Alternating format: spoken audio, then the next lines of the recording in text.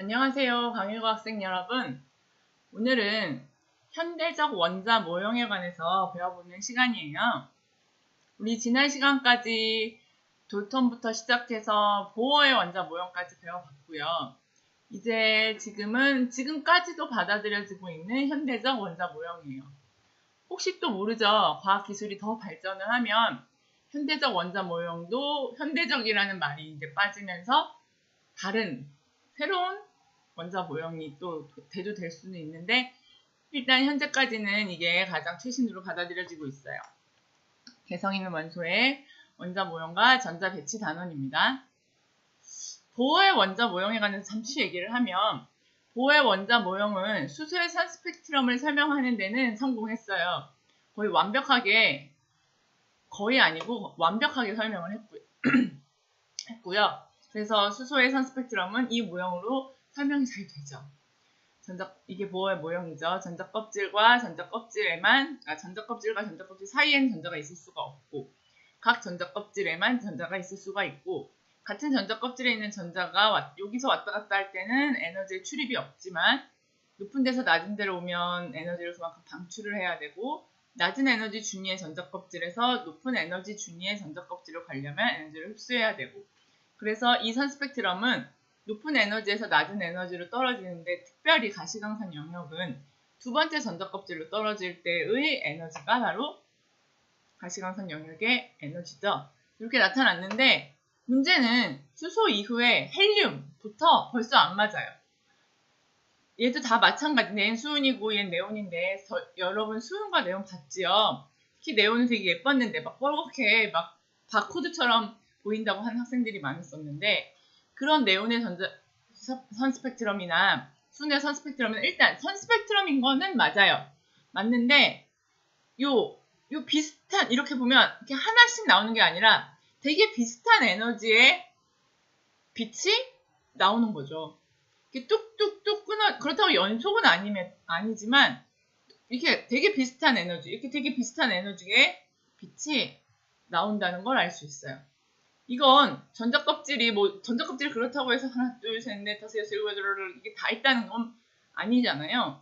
그렇기 때문에 어떤 전자껍질에만, 그러니까 각 전자껍질에만 전자가 있을 수 있다는 게 조금 그런가 하는 한계가 나타나게 된 거죠. 그래서 과학자들이 이러한 한계점을 극복하고 싶어 하고 있었는데, 그때 이제 드브로이라는 사람이랑 슈레딩거라는 사람이, 여러분 공부했었죠?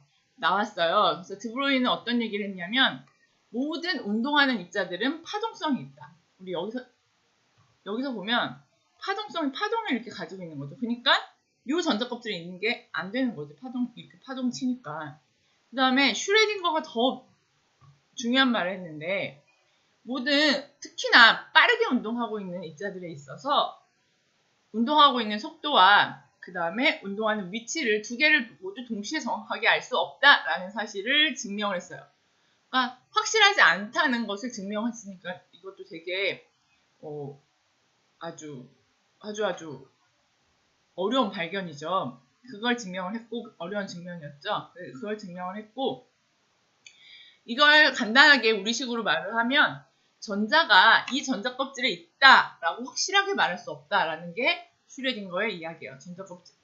전자가 있을 수 있는 위치를 확실하게 알 수 없다라는 것, 속도도 확실하게 알 수 없고, 그래서 오비탈이라는 개념이 도입이 된 거죠. 오비탈이라는 것은 전자가 발견될 확률 밀도를 나타내는 함수예요. 어렵죠?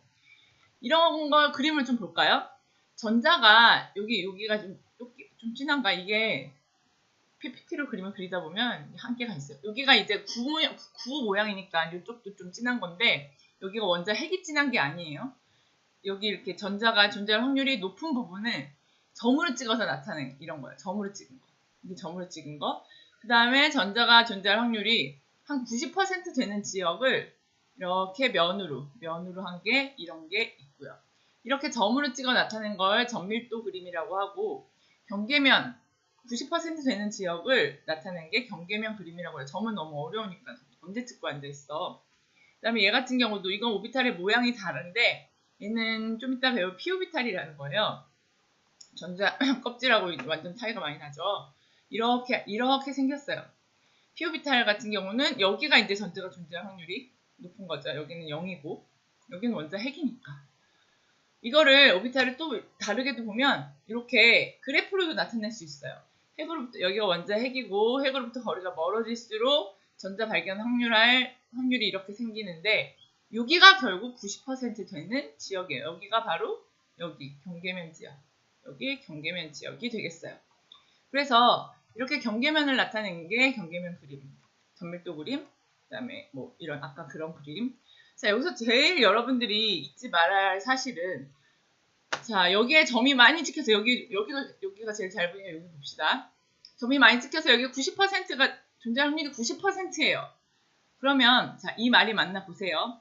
여기에 전자가 많이 있다. 전자가 가장 많이 있다. 여기 부분에 전자가 가장 많이 있다.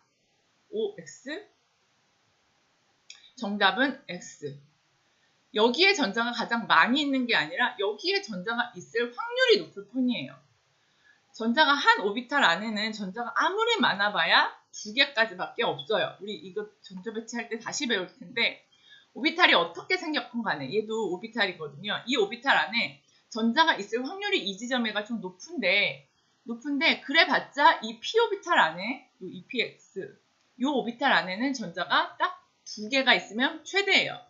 0개 있을 수 있고 1개 있을 수 있고 2개 있을 수 있고 3개는 있을 수가 없다는 이야기니까 이 경계면 지역에 전자가 많이 있다라는 말은 틀린 말이라는 거 잊지 마세요.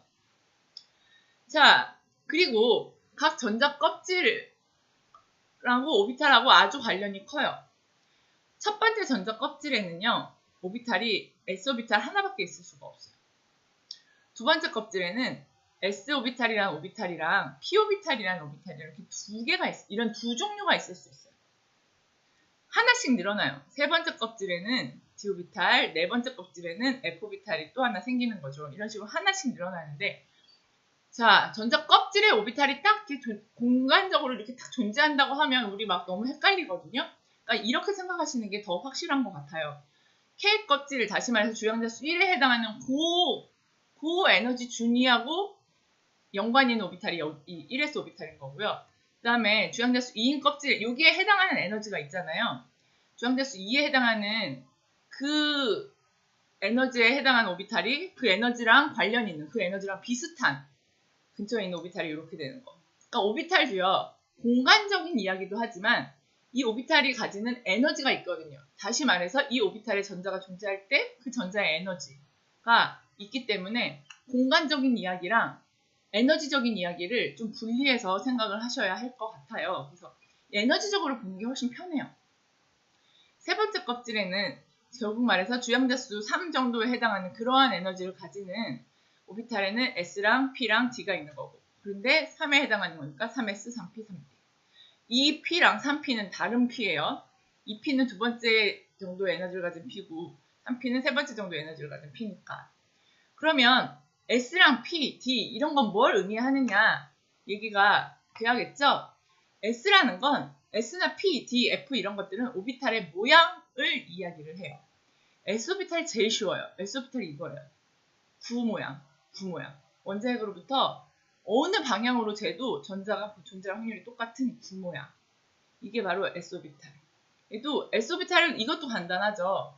원자핵으로부터 거리가 어느 방향으로 거리를 재도 전자 발견할 확률이 여기 똑같죠. 그런데 p오비탈은 얘기가 좀 달라져요. p오비탈은 이렇게 R형 모양으로 생겼거든요. 총 3가지의 p오비탈이 있어요. px, py, pz.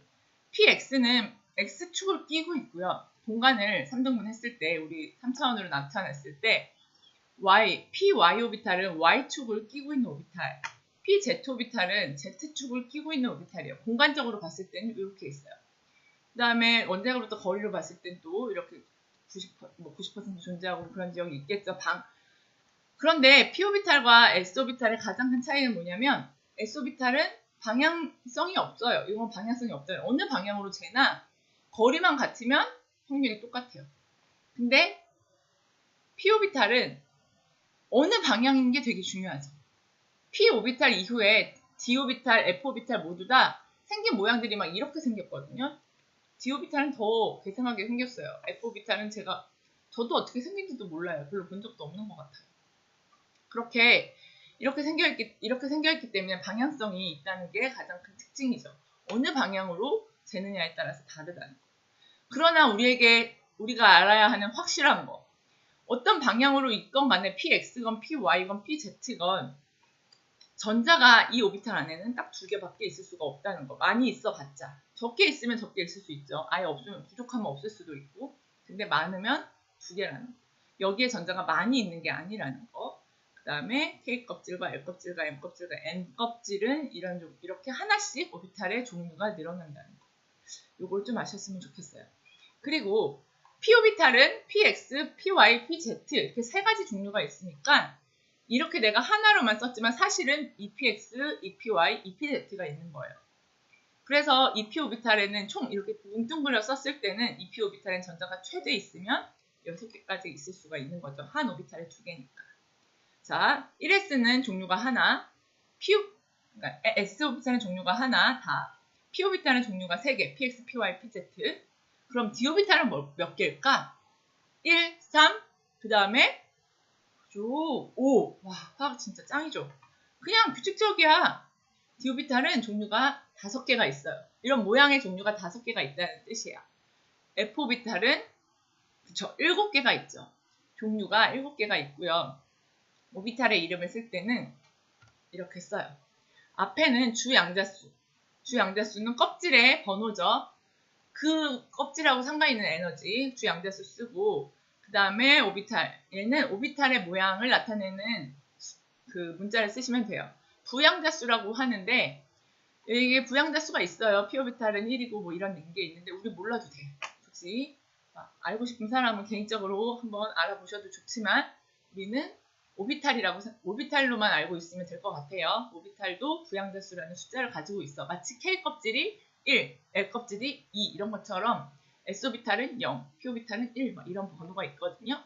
근데 그냥 그렇게 해서 부양자수라는 게 있다는 거 정도만 아시고 계시고 P는 오비탈. 그 다음에 우리 아까 위에 이전에서 PX, PY, PZ 얘기했죠. 그래서 우리가 오비탈의 방향을 굳이 나타내고 싶을 때 이걸 구별해줘요. 나타내고 싶지 않을 때 별로 필요 없을 때는 이게 생략 가능해요. 그래서 오비탈은 이렇게 주양자수와 오비탈로 같이 나타낸다는 거. 오비탈의 에너지도 우리가 좀 알아야 돼요. 오늘 여기까지 할 건데 수소는요. 완벽했던 게 오비탈이요. 주양자수에 의해서 에너지가 다르지 않아요. 그러니까 주양자수에 의해서만 에너지가 달라요. 오비탈의 종류하고는 에너지가 상관이 없어. S오비탈과 P오비탈 뭐 상관없이 두 번째 껍질이면 에너지가 다 같은 거죠. 그래서 에너지가 이렇게 1, 2, 3, 4 이렇게 딱 끊어지는데 수소 이후에 다전자 원자, 다시 말해서 전자가 2개 이상인 원자, 헬륨부터죠. 걔네들의 오비탈은요, 갈라져요. 이유를 잠시만 말씀드리면 오비탈 안에 전자가 2개 이상 들어가 버리면 그 2개 이상 있을 때라고 생각하면 2개의 전자 뭐 하겠어요? 그죠? 반발하겠죠. 그래서 오비탈의 모양에 따라서 그 반발하는 정도가 다르기 때문에 에너지가 달라져요. S오비탈이 기본적으로 구형이니까 가장 전자가 있기 편한 공간이죠. 가장 넓고 P오비탈은 좀 좁은 편이겠죠. 아까 R형 모양이었잖아요. 그래서 에너지가 좀 높아요. 같은 주양자수를 가진다고 하더라도. 마찬가지로 D오비탈은요. P오비탈보다 에너지가 더 높아요. 근데 여러분 아시겠지만 왜 n제곱분의 1312였죠. 수소 같은 경우에 첫 번째와 두 번째, 세 번째, 네 번째로 갈수록 에너지의 간격이 줄어들었죠. 그래서 첫 번째, 두 번째, 세 번째, 네 번째 주양자수가 이렇게 있을 때 간격이 점점 줄어들다 보니 P오비탈보다 D오비탈이 에너지가 높은데 얘가 오히려 4s오비탈보다 에너지가 더 높아요. 오호, 이게 바로 옥텟, 그 2888의 원리예요. D오비탈이 S오비탈보다 에너지가 높아버려요. 세 번째 껍질인데 원래 세 번째 껍질이면 에너지가 더 낮아야 되죠. 그런데 요 에너지 간격이 워낙 얼마 안 되다 보니까 4s오비탈의 에너지가 더 낮은 거예요. 그래서 에너지의 준위를 보면 수소 같은 경우는 1s, 그 다음에 2s, 2p, 3s, 3p, 3d 같고 이렇게 높아지고 이렇게 높아지고 이렇게 높아져요. 얘네 셋은 같고 그런데 얘네들은 다전자 원자의 전자 에너지는 이렇게 되죠. 1s, 그 다음에 2s, 그 다음에 2p, 그 다음에 3s, 3p, 그 다음에 4s, 3d, 4p 이렇게 올라가요. 이게 외우기도 너무 힘들죠. 그래서 선생님이 좀 기억하기 좋은 방법을 가르쳐 드릴게요. 여기가 1s는 가장 낮은 거고 이렇게 그냥 순서대로 쓰는 거야. 이게 주양자 수가 하나씩 커질수록 오피탈의 종류가 하나씩 늘어나요. 물론 개수는 더 많이 늘어나요. 얘는 이렇게 써있지만 EPX, EPY, EPZ 합해진 거예요. 왜냐하면 EPX, EPY, EPZ는 그 공간적인 PX, PY, PZ 공간적인 모양은 다르지만 에너지적으로 봤을 때 똑같거든요. 그래서 이렇게 한꺼번에 표시를 합니다. D오비탈도 마찬가지, F오비탈도 마찬가지. D오비탈은 5개 종류, F오비탈은 7개 종류. 이런 게 이렇게 어차피 근데 그 5개나 이 3개나 7개나 모두 다 에너지가 같기 때문에 한꺼번에 나타내고요. 에너지의 준위를 보시면 이렇게 막 이 그림을 외우기도 힘들잖아. 그래서 이렇게 보시면 훨씬 편해요. 1s 그 다음에 그냥 무조건 왼쪽에서 오른쪽에서 왼쪽으로 화살표를 그으면 돼. 그 다음에 2s 왜 안 나와? 이렇게 2s 그 다음에 이렇게 그러면 2p 3s 그 다음에 3p 다음에 4s 여기 오죠. 4s보다 3d가 에너지가 높고 그 다음에 4p 5s 그리고 4d 5p 6s 4f 5d 6p 7s 5f 6d 7p 우리 지금 7p까지 채워진 원소가 한 118번 되거든요. 근데 아직 118번이 만들어졌나? 거의 뭐 118번 정도 있죠. 많아봤자. 거의 중간중간 없는 것도 있고 111에서 118번까지는 합성하고 있는 중이죠. 그래가지고 한 여기까지 채워지면 거의 끝이에요. 우리가 아는 원소들. 그래서 에너지가 이렇게 된다는 거. 선생님 이걸 다 알아야 되나요? 아니요. 우리 고등학교 수준에서는요. 제일 중요한 건 3p, 4s, 3d 여기. 그러니까 3p 다음에 4s 다음에 3d가 채워진다는 거. 그래서 우리 선생님이 말했잖아요. 맨 바깥쪽 전자껍질이 8개가 돼야 된다. 보어의 규칙에선. 근데 18개까지 채울 수 있는 세 번째 껍질은 18개까지 채울 수 있지만 제일 바깥쪽일 때는 8개까지밖에 안 되기 때문에 그 다음 바깥 껍질을 만들고 그 다음에 여기다 전자를 채운다고 했었죠. 그래서 이 바깥 껍질을 만드는데 2개 화학이 너무 정없는 과목이 아니라고 해서 여러분 막 화냈었잖아요. 그렇게 설명한다고. 그게 이거야. 여기에 전자가 2개가 채워져야 그 다음에 3D 오비탈이 채워지는 거거든요. 한 오비탈당 전자 2개까지 채워질 수 있다 했죠. 그래서 우리 전자 배치를 어떻게 하는지에 대해서는 다음 시간에 이어서 알아보도록 하고요. 오늘은 오비탈이 뭔지, 오비탈은 전자가 존재할 확률이다. 그리고 한 오비탈 안에는 어쨌든 간에 전자가 2개까지만 들어갈 수 있다. 전자가 존재할 확률을 경계면으로도 표시할 수 있고 점 밀도로도 표시할 수 있고 그 다음에 원자핵으로부터 거리에 관한 함수로도 표시를 할 수 있는데 어쨌든 간에 전자가 존재할 확률을 공간적으로 나타낸 게 오비탈이고 오비탈의 종류에는 S, P, D, F 뭐 이런 애들이 있다. S, P, D, F는 오비탈의 모양을 말을 하는 거고 S오비탈은 어차피 모양은 하나고 방향도 하나고 P오비탈은 모양은 R형 모양인데 방향이 3가지가 있었죠. PX, PY, PZ. D오비탈은 모양이 어떻게 생겼는지 우리 안 배웠고 어쨌든 5개의 종류가 있다고 그렇게 배웠었죠. 그리고 오비탈을 나타내는 방법까지 그리고 오비탈의 에너지까지 배운 게 오늘 한 거예요. 자, 이제 활동지를 채워보면서 조금 더 열심히 공부를 해보도록 합시다. 수업 시간에 봐요.